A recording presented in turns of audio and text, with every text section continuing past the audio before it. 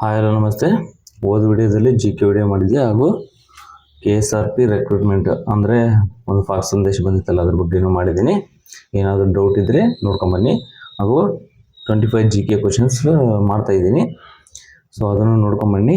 ಯಾಕಂದರೆ ಎಕ್ಸ್ಪ್ಲನೇಷನ್ ಇರುತ್ತೆ, only GK questions ಇರೋಲ್ಲ, ಎಕ್ಸ್ಪ್ಲನೇಷನ್ ಇರುತ್ತೆ. ಮತ್ತು ಇನ್ನೊಂದು ಏನಂತಂದರೆ ಕೆಲವೊಬ್ಬರು ನೋಟಿಫಿಕೇಷನ್ ಬಗ್ಗೆ ಇಂಥದ್ರ ಬಗ್ಗೆ ಎಲ್ಲ ತಲೆ ಕೆಡಿಸ್ಕೊಂಡು ಮೆಸೇಜ್ ಆಗ್ತಾಯಿದ್ದಾರೆ. ಯಾವಾಗುತ್ತೆ, ನಮಗೆ ಎಷ್ಟು ಪೋಸ್ಟ್ ಸಿಗುತ್ತೆ, ಇಲ್ಲಿ ಎಷ್ಟು ಕಟ್ ಆಫ್ ಸಿಗುತ್ತೆ, ಎಷ್ಟು ಕಟ್ ಆಫ್ ನಿಲ್ಲುತ್ತೆ, ಇದ್ರ ಬಗ್ಗೆ ಯೋಚನೆ ಮಾಡಿದ್ರೆ ನನಗನ್ಸೋ ಮಟ್ಟಿಗೆ ನೀವು ಎಕ್ಸಾಮನ್ನ ಕ್ಲಿಯರ್ ಮಾಡೋದಕ್ಕಿಂತ ಒಂದು ಇಷ್ಟಾದರೆ ಓಕೆ ಎಂಬ ಮೈಂಡ್ಸೆಟ್ ಇಟ್ಕೊಂಡು ಕೂತ್ಕೊಂಡ್ಬಿಟ್ಟಿದ್ದಾರೆ. ಸೊ ಅದನ್ನು ತೆಗೆದಾಕ್ಬಿಡಿ. ನೀವು ಬರೀ 76, 75 ನಾನು ಏನೋ ಒಂದು ಹೇಳಿದ್ದೀನಿ ಅಂತಂದರೆ ಅದಕ್ಕೆ ಕುಂದ್ರಕ್ಕೆ ಹೋಗಬೇಡಿ. ಅಂದರೆ 76 ಆದರೆ ಓಕೆ ಅಂತ ತಂದು ಹೇಳಿರ್ತೀವಿ, ಬೆಟ್ರಪ್ಪ ಅಂತ ತಂದು ಹೇಳಿರ್ತೀನಿ ಅಂತಂದರೆ ಅದಕ್ಕೆ ಕೂತ್ಕೊಂಡ್ರೆ ಇದೆಲ್ಲ ಕೆಲಸ ಆಗಲ್ಲ. ಯಾಕಂದರೆ ನಿಮ್ದು ಏನಿದ್ರು 80+ ಸ್ಕೋರ್ ಇರ್ಬೇಕು. ಹಂಗಂದ್ರೆ ನೀವೊಂದು ಉತ್ತಮವಾಗಿ ಓದ್ತಾ ಇದ್ದೀರಿ ಅಂತ ಅರ್ಥ. ಅದಕ್ಕಾಗಿ ಸೊ ಯಾರು ಕೂಡ 75, 76, 77 ಇದ್ರ ಬಗ್ಗೆ ತಲೆನ ಕೆಡ್ಸಕ್ಕೆ ಹೋಗ್ಬೇಡಿ. ಏನಿದ್ರು 80+, 85+ ಮಾಡೋದ್ರ ಕಡೆ ಗಮನ ಕೊಡಿ. ಹಂಗಿದ್ರೆ ನಿಮ್ಮ ಸ್ಕೋರ್ ಚೆನ್ನಾಗಾಗುತ್ತೆ. ಆ್ಯಂಡ್ ಮತ್ತೇನಪ್ಪ ಅಂದರೆ ಯಾವುದು ತೊಂದರೆನೂ ಇರಲ್ಲ, ಅಂದರೆ ಗಲಿಬಿಲಿ ಮಾಡ್ಕೊಳ್ಳೋ ಅವಶ್ಯಕತೆನೇ ಇರಲ್ಲ. ಓಕೆನಾ? ನೀವು ಚೆನ್ನಾಗಿ ಓದಿದರೆ ನಿಮ್ಮ ಸ್ಕೋರ್ ಜಾಸ್ತಿ ಆಗಿರುತ್ತೆ, ಅಷ್ಟು ಬಿಟ್ಟರೆ ಮತ್ತೇನಿಲ್ಲ. ನೀವು 75 ಆದರೆ ಸಾಕು ಅನ್ನೋ ಮೈಂಡ್ಸೆಟ್ ಇಟ್ಕೊಂಡ್ರೆ ಆಲ್ಮೋಸ್ಟ್ ಕ್ಲಿಯರ್ ಆಗೋದೇ ಡೌಟು ಎಕ್ಸಾಮ್ಸು. ಇಷ್ಟೊಂದು ತಿಳ್ಕೊಂಬಿಡಿ. ಮತ್ತು ಅನಾವಶ್ಯಕ ಕಮೆಂಟ್ಸ್ ಬೇಡ, ಡೌಟ್ಸ್ಗಳನ್ನು ಕೇಳಿ. ಅದನ್ನು ಬಿಟ್ಕೊಸಿ ಯಾರು ಎಕ್ಸಾಮ್ ಕಂಡಕ್ಟ್ ಮಾಡ್ತಾರೆ ಯಾರಾದರೂ ಮಾಡಲಿರಿ, ಮೊದಲು ನೀವು ಚೆನ್ನಾಗಿ ಓದೋದು ಕಲ್ರಿ ಅಷ್ಟೇ. ಓಕೆನಾ? ಓಕೆ, ಇವಾಗ ಏನಂದರೆ HK ಮತ್ತು ನಾನ್ HK ಬಗ್ಗೆ ಕೆಲವು ಗೊಂದಲಗಳು ಇದ್ದಾವೆ ಕೆಲವರಿಗೆ. ಅದ್ರ ಬಗ್ಗೆ ಸ್ವಲ್ಪ ಕ್ಲಿಯರ್ ಮಾಡಿಬಿಡ್ತೀನಿ. ಏನಂದರೆ ನಾನ್ HKದವರು HKದಲ್ಲಿ ಅಪ್ಲೈ ಮಾಡ್ಬೋದಾ? ಓಕೆ, ನಾನ್ HKದವರು HK ಜಾಬ್ನಲ್ಲಿ ಅಪ್ಲೈ ಮಾಡ್ಬೋದಾ ಅಂದರೆ HKಗೆ ಪೋಸ್ಟ್ ಕರೀತಾರಲ್ಲ ಅದರಲ್ಲಿ ನಾನ್ HKದವರು ಅಪ್ಲೈ ಮಾಡ್ಬೋದಾ? HK ಅಂತಂದರೆ ನಿಮ್ಗೆ ಆಗಲೇ ಗೊತ್ತಾಗಿರುತ್ತೆ ಯಾರಪ್ಪ ಅಂತಂದರೆ ಕಲ್ಯಾಣ ಕರ್ನಾಟಕದವ್ರು HK ಅಂತಂದು ಕರೀತಾರೆ. ಓಕೆನಾ? ಅವ್ರಿಗೆ ಅವರ ಪೋಸ್ಟ್ನಲ್ಲಿ ಅಂದರೆ ಈಗ ಏನು ಜಿಲ್ಲೆಗಳಿದೆ ನೋಡಿ, ಕಲ್ಯಾಣ ಕರ್ನಾಟಕ ಜಿಲ್ಲೆಗಳು, ಅದರಲ್ಲಿ ಪೋಸ್ಟ್ ಕರೆದಾಗ ನಾನ್ HKದವರು ಅಪ್ಲೈ ಮಾಡ್ಬೋದು ಅಂದರೆ ಖಂಡಿತವಾಗ್ಲೂ ಅಪ್ಲೈ ಮಾಡ್ಬೋದು. ಒಂದೇದು ಕ್ವಶನ್ ಮುಗೀತು ಅನ್ಕೋತೀನಿ. HK ಜಾಬ್ಗಳಲ್ಲಿ HK ಮತ್ತು ನಾನ್ HKದವ್ರಿಗೆ ಎಷ್ಟು ರಿಸರ್ವೇಷನ್ ಇದೆ? HK ಜಾಬ್ಗಳಲ್ಲಿ HKದವ್ರಿಗೆ ಎಷ್ಟು ರಿಸರ್ವೇಷನ್ ಮತ್ತು ನಾನ್ HKದವ್ರಿಗೆ ಎಷ್ಟು ಪೋಸ್ಟ್ಗಳು ಸಿಗ್ತಾವೆ ಅಂತಂದು ನೋಡ್ಬಿಡೋಣ. ಮತ್ತು HK ಇವರಿಗೆ ನಾನ್ HKದಲ್ಲಿ ಎಷ್ಟು ರಿಸರ್ವೇಷನ್ ಇದೆ, HKದವ್ರಿಗೆ ನಾನ್ HK ಕರೀತಾರಲ್ಲ ಅದರಲ್ಲಿ ಎಷ್ಟು ರಿಸರ್ವೇಷನ್ ಇದೆ ಇದು ನೋಡ್ಬೋಣ.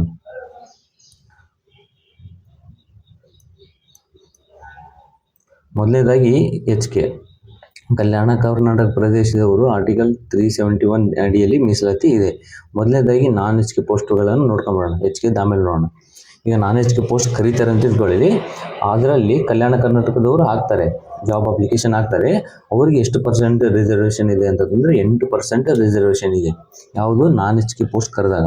ಓಕೆನಾ? ಕರ್ನಾಟಕ ತುಂಬ ಕರೀತಾರಲ್ಲ ಅದ್ರ ಬಗ್ಗೆ ಮಾತಾಡ್ತಿದ್ದೀನಿ. ಅಲ್ಲಿ 8% ಕಂಪಲ್ಸರಿ ನಾನ್ HKದವರು ಸಿಗ್ತದೆ. ಇದ್ರ ಬಗ್ಗೆ ಪ್ರಾಕ್ಟಿಕಲ್ ಆಗಿನೂ ಒಂದು ಜಾಬ್ ಇಷ್ಟು ಪೋಸ್ಟ್ ಕರೆದಿರ ಅಂತ ತಂದು ಒಂದು ಇಟ್ಕೊಂಡು ಮಾಡಿದ್ದೀನಿ, ನೋಡೋಣ ಮುಂದೆ ಹೇಳ್ತೇನೆ. ಮತ್ತು ನಾನ್ HK ಅಭ್ಯರ್ಥಿಗಳಿಗೆ ಉಳಿದ 92 ಪೋಸ್ಟ್ಗಳು ಸಿಗ್ತವೆ. ಇದು ರಿಸರ್ವೇಷನ್ ಅಲ್ಲ, ಇದು ರಿಸರ್ವೇಷನ್. 8% ರಿಸರ್ವೇಷನ್, 92% ಪೋಸ್ಟ್ಗಳು. ಅಂದರೆ 100% ಲೆಕ್ಕ ಇಟ್ಕೊಂಡಾಗ 100 ಪೋಸ್ಟ್ ಕರೆದಿದ್ದಾರೆ, 92 ಪೋಸ್ಟ್ ಸಿಗ್ತವೆ. ಅದರಲ್ಲಿ 8 ಪೋಸ್ಟ್ ಕಂಪಲ್ಸರಿ ರಿಸರ್ವೇಷನ್ ಯಾರಿಗೆ? HKದವರು ಸಿಗ್ತವೆ. ಇದು ರಿಸರ್ವೇಷನ್, ಇದು ಪೋಸ್ಟ್ಗಳು. ನೆಕ್ಸ್ಟ್ ಹೇಳ್ತೀನಿ. ಮತ್ತು HK ಪೋಸ್ಟ್ಗಳು HKದಲ್ಲಿ ಕರೆದಾಗ ಗ್ರೂಪ್ A ಮತ್ತು B ಪೋಸ್ಟ್ಗಳು ಏನಿರುತ್ತೆ ನೋಡಿ, ಅವುಗಳಿಗೆ ಸುಮಾರು 75% ರಿಸರ್ವೇಷನ್ ಇರುತ್ತೆ HKದವರಿಗೆ. ಮತ್ತು ಗ್ರೂಪ್ C ಎಕ್ಸಾಂಪಲ್ ನಮ್ಮ ಪೊಲೀಸ್ ಕಾನ್ಸ್ಟೇಬಲ್ಲೇ, ಇದು 80% ಇರುತ್ತೆ. ಮತ್ತು ಗ್ರೂಪ್ D ಸುಮಾರು 85% ರಿಸರ್ವೇಷನ್ ಇದೆ. ನೆಕ್ಸ್ಟ್ ಈಗ ಇದನ್ನು ಪ್ರಾಕ್ಟಿಕಲ್ ಆಗಿ ನೋಡ್ಕೊಂಬೋಣ. ಹೆಂಗಂತಂದರೆ ಇಷ್ಟು ಪೋಸ್ಟ್ ಕರೆದಿದ್ದಾರೆ, ನಮಗೆ ಎಷ್ಟು ರಿಸರ್ವೇಷನ್ ಸಿಗುತ್ತೆ. ಓಕೆನಾ? ಆ 8% ಕೋಟಾ ಇದೆ ನೋಡಿ ಯಾವುದರಲ್ಲಿ? ನಾನ್ HKದಲ್ಲಿ. ಓಕೆನಾ? ಅದರಲ್ಲಿ ಮಿನಿಮಮ್ ಗ್ಯಾರಂಟಿ ರಿಸರ್ವೇಷನ್ ಮಾತ್ರ. ಅಂದರೆ 8% ಇದು ಕಂಪಲ್ಸರಿ ನಾನ್ HKದವರಿಗೆ ಕೊಡಲೇಬೇಕು. ಈ ರೀತಿ ರಿಸರ್ವೇಷನ್.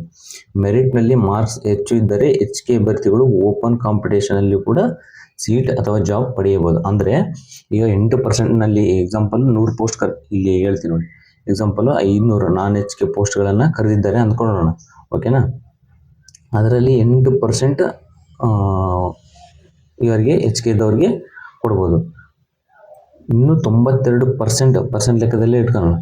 ಇನ್ನೂ 92% ಏನಿದೆ ನೋಡಿ, ಅದರಲ್ಲಿ ನಾನ್ ಎಚ್ ಕೆದವರು ಮತ್ತು ಎಚ್ ಕೆದವರು ಇಬ್ಬರು ಕೂಡ ಮತ್ತೆ ಕಾಂಪಿಟೇಷನ್ ಮಾಡ್ಬೋದು. ಓಪನ್ ಮೆರಿಟ್ನಲ್ಲಿ ಎಚ್ ಕೆದವರು ಕಾಂಪಿಟೇಷನ್ ಮಾಡ್ಬೋದು. ಎಕ್ಸಾಂಪಲ್ 500 ಪೋಸ್ಟು, ಇದರಲ್ಲಿ 8% ಅಂದರೆ 40 ಪೋಸ್ಟು ಎಚ್ ಕೆದವರಿಗೆ ಕಂಪಲ್ಸರಿ ಸಿಗ್ತವೆ. ಮತ್ತು ಉಳಿದ ಎಷ್ಟು 460 ಪೋಸ್ಟು, ಅಂದರೆ 500ರಲ್ಲಿ 92% ಅಂತಂದರೆ 460 ಪೋಸ್ಟು. ಉಳಿದ ಪೋಸ್ಟ್ಗಳಲ್ಲಿ ಯಾರು ಎಚ್ ಕೆದವರು ಕಾಂಪಿಟೇಷನ್ ಮಾಡ್ಬೋದು. ಆದರೆ ಇದು ಫಿಕ್ಸ್ಡ್ ಅಲ್ಲ. ಯಾವುದು 8%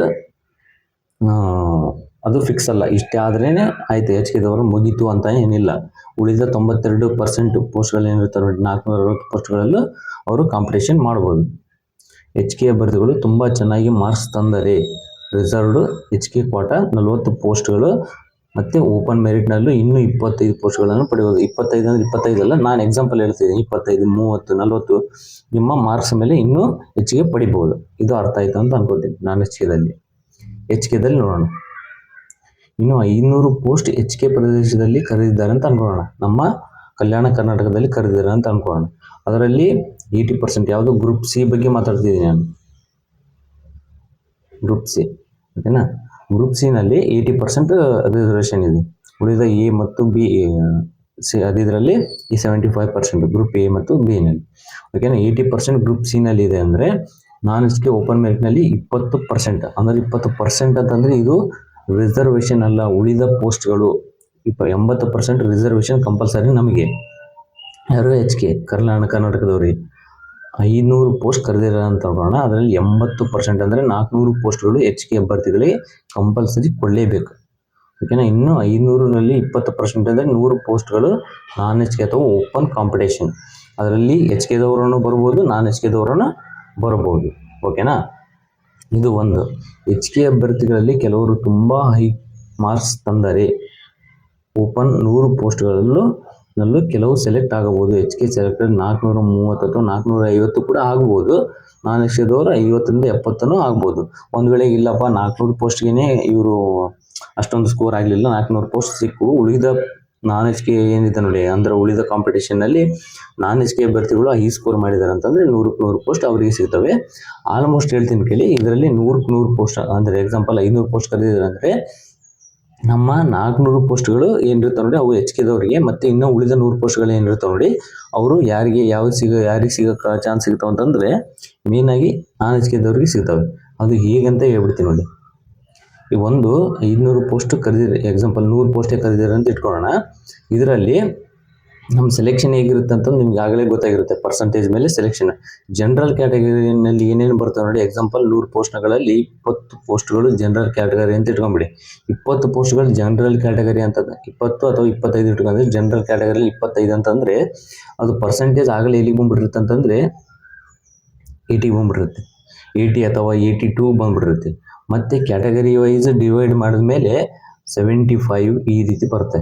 ಓಕೆನಾ. ಈ ರೀತಿ 75ನೇ ಕ್ಯಾಟಗರಿ ವೈಸ್ ಅಲ್ಲಿಗೆ ಡಿವೈಡ್ ಮಾಡಿದಾಗ ಅಂದರೆ 100 ಪೋಸ್ಟಲ್ಲಿ 80 ಪೋಸ್ಟ್ ಸಿಗ್ತವೆ. ಓಕೆನಾ.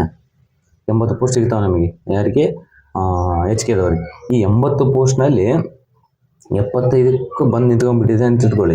ಆಮೇಲೆ ಈಗ ನಾನ್ ಎಚ್ ಕೆದವರು ಏನು ಬರೆದಿರ್ತಾರೆ ನೋಡಿ, ಅವರು ಇದರಲ್ಲೆಲ್ಲ ಸೆಲೆಕ್ಟ್ ಆಗಿರಲ್ಲ. ಉಳಿದ 100 ಪೋಸ್ಟ್ಗಳಲ್ಲಿ ಬರ್ತಾರೆ. ನಮ್ಮದು ಕೊನೆಯಲ್ಲಿ 75 ಆಗಿದೆ ಅಂತಂದರೆ, ಎಕ್ಸಾಂಪಲ್ ನಾನ್ ಎಚ್ ಕೆದವರು ಯಾರಾದರೂ ಚೆನ್ನಾಗಿ ಬರೆದಿರೋ ಆದರೆ 82 ಅಥವಾ 85 ಪ್ಲಸ್ ತೆಗೆದಿರ್ತಾರೆ. ಸೊ ಅವ್ರಿಗೆ ಪ್ರಿಪ್ರೇಷನ್ ಕೊಡ್ತಾರೆ 20 ಪೋಸ್ಟ್ಗಳಲ್ಲಿ. ಓಕೆನಾ.